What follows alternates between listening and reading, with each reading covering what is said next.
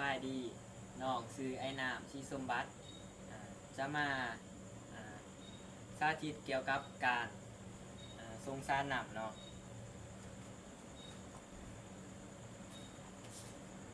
ก่อนอื่นเราก็จะมาเช็คประวัติของคนเจ็บก่อนเนาะคนเจ็บสื่อข่าวสุริตหรือเดชเมืองสอนอายุ19 ปีมาแต่บ้านทงนครปากเซ่แข้งจำปาสักเขามาย้อนอาการไข้เนาะแต่กายิดเมื่อยเนาะแต่กาขาดน้ำขาดเกลือแฮเนาะเพราะฉะนั้นทานหมอเลยสร้างให้มาทรงสารนำ NNS 0.9% เนาะ 1,000 ml ทาง IV เนาะแขนทันหมอให้เบิดใน8 ชั่วโมงเนาะออกจากเขาไปหาคนเจ็บเนาะสบายดีซื้อสุเรศเดชเมืองซ้อนแมนบอมาแต่บ้านตรงนครปากเซ่แกงจับซักแมนบอโอ้น้องจะมาทรงซานน้ำให้อ้ายเด้อ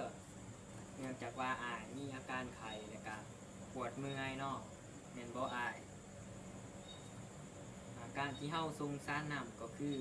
จะช่วยทดแทนน้ำและเกลือแร่เด้อ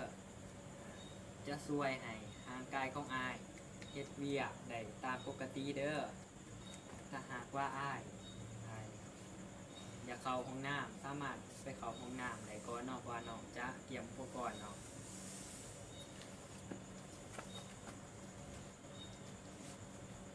เราก็จะมาเตรียมอุปกรณ์แล้วก็เบิ่งว่าอุปกรณ์ของเราครบถ้วนแล้วหรือบ่เนาะแม่นครบถ้วนแล้วเนาะเราก็จะมาเบิ่งว่าสารน้ำถือตามที่ท่านหมอสั่งแล้วหรือบ่เนาะถือต้องตามที่หมอสั่งแน่นอนแล้วก็เบิ่งวันเดือนปีเบิดอายุเนาะแต่ตัวนี้ยังบ่ทันเบิดอายุเนาะสามารถใส่ได้เนาะ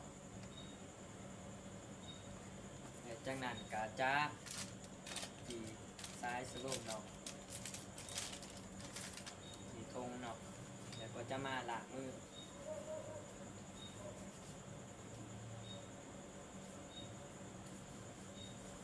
เมื่อล้างมือและเสร็จมือแล้วเนาะเราก็จะมาเอาแฟตใส่เนาะ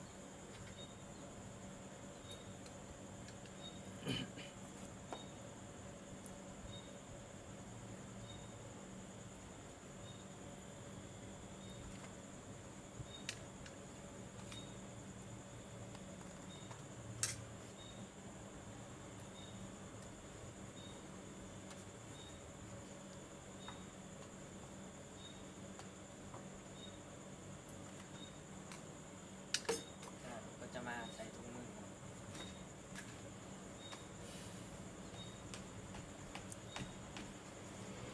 ถุงมือก็คือถุงมือสะอาดเนาะ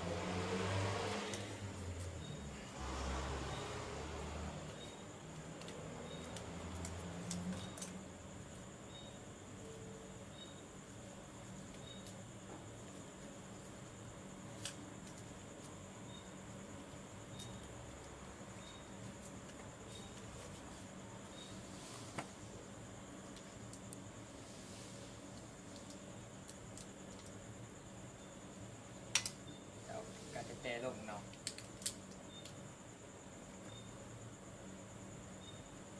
สกอต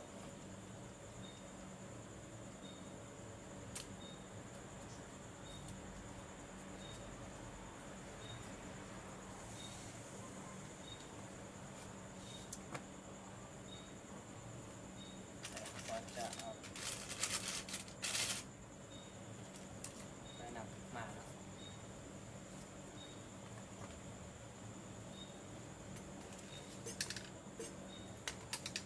จะเอาผ้าออก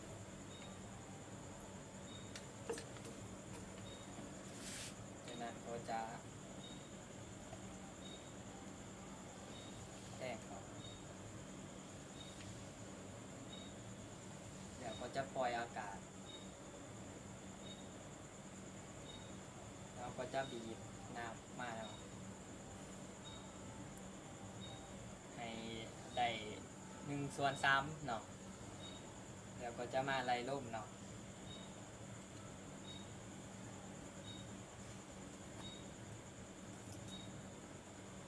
จะใส่ใน3ถ้วยเนาะ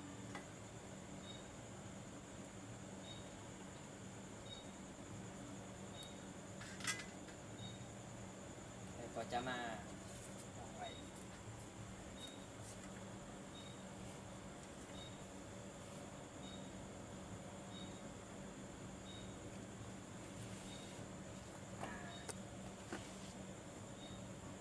เฮาจะ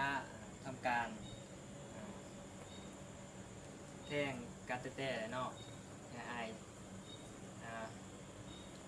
หัวมือน้ำกันเนาะเขาก็จะเมื่อเบิ่งสภาพแวดล้อมเนาะก็คือเปิดไฟแล้วก็เปิดปิดพัดลมเนาะแล้วก็อัดผากลางไว้เนาะ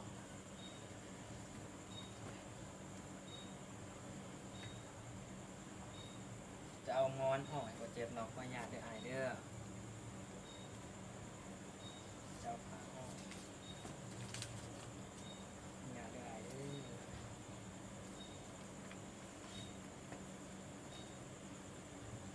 จ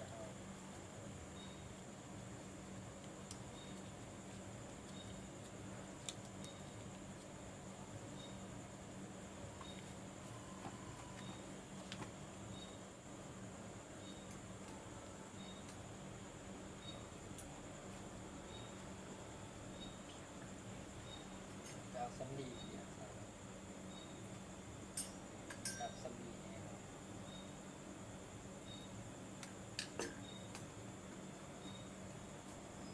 เราก็จะมาเบิ่งเนาะ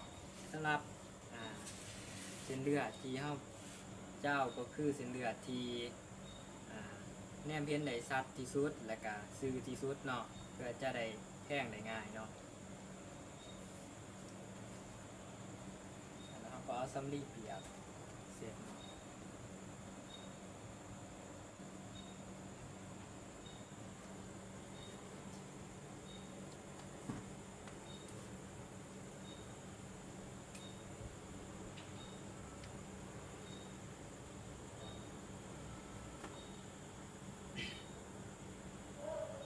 สำหรับการแทงเราก็จะแทงในมุม45 องศาหรือว่าต่ำกว่านั้นเนาะสำหรับเข็มเขาจะให้เข็มซื้อมาทางเขาเนาะ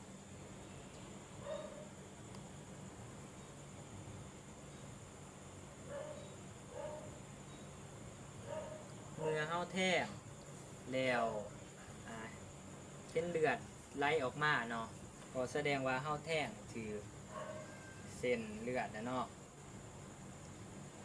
ก็จะเอาสกอต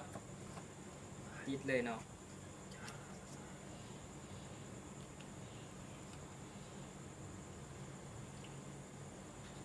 เมื่อติดแล้วเขาก็จะนับเข็มเนาะ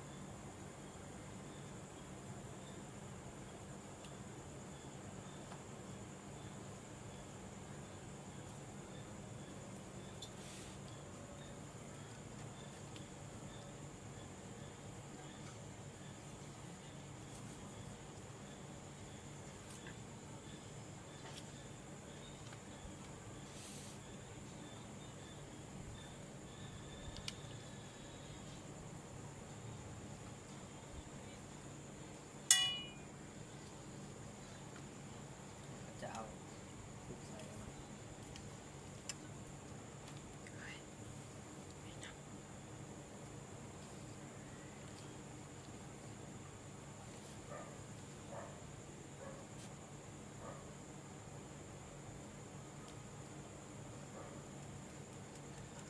ก็ติดเนาะ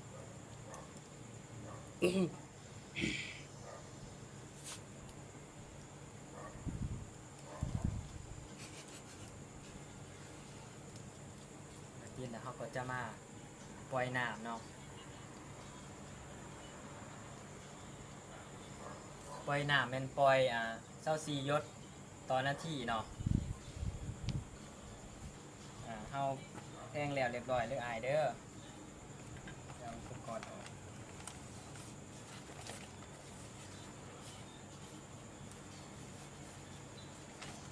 จะมีอุปกรณ์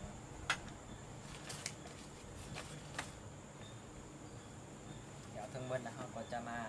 สุขาศึกษาเนาะก็ก่อนจะให้สุขาศึกษาก็จะขอทั้งหมด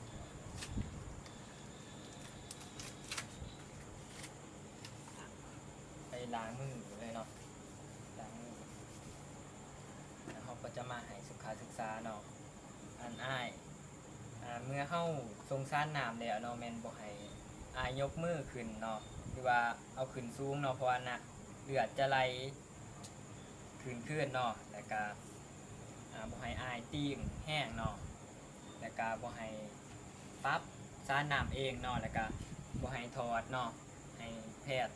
ถอดให้เนาะเพราะว่าถ้าหากมันเบิดแล้วจังถอดเนาะถ้าหากว่ามีอาการแพ้ต่างๆว่าจะเป็นบวมว่าเจ็บแห้งแม่นให้บอกเด้อแล้วก็เราก็จะมาติดตามอาการของคนเจ็บเนาะประมาณ15นาทีเนาะ